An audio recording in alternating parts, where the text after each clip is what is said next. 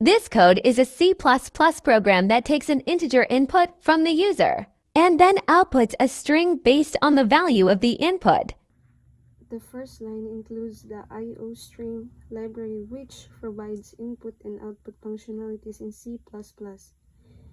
In the second and third, int main and int num. This is the main function of the program where execution begins.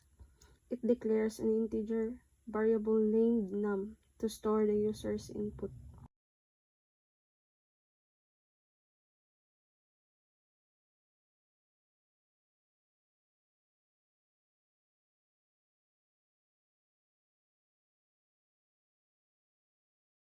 The code first displays the message 088 string on the console using stdcut. Then it uses stdcin to read an integer value from the user and store it in the num variable.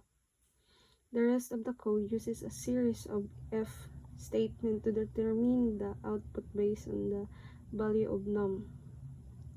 This if statement checks if num is greater than 0. If true, it outputs the value of num followed by the string 22.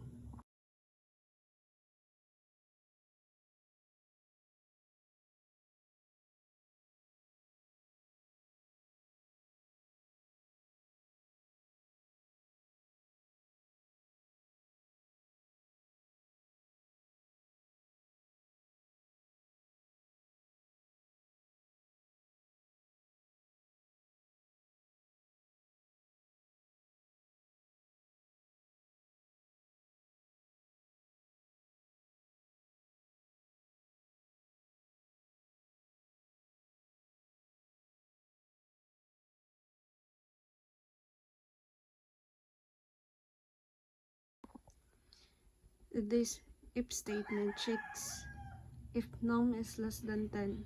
If true, it outputs the value of num followed by the string 8.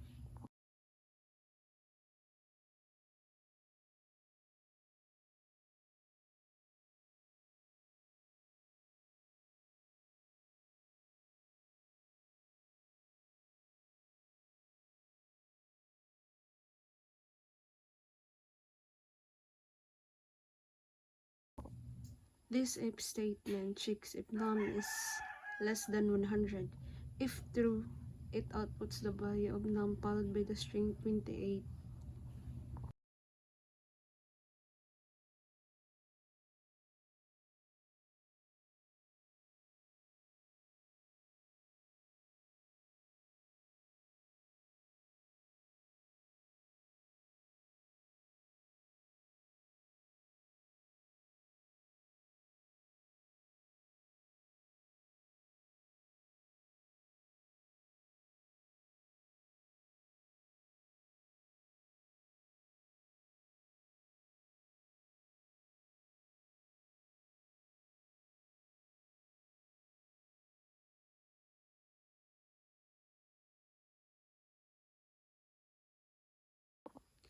This if statement checks if num is less than 1000.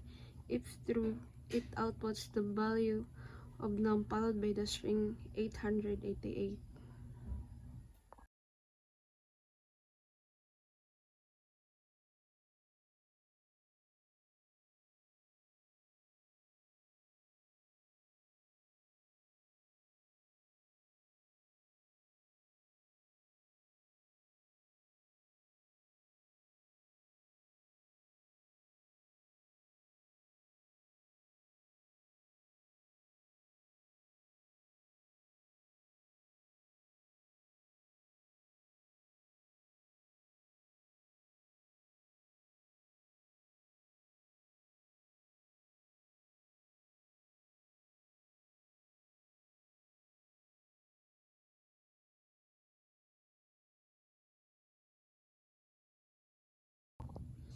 The return 0 semicolon statement indicates successful program execution and terminates the main function.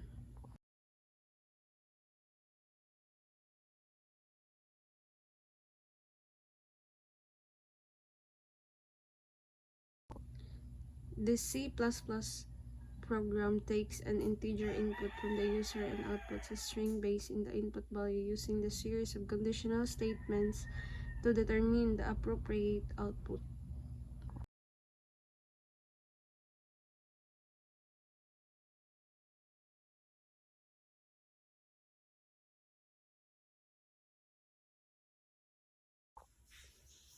These are the result of the three outputs.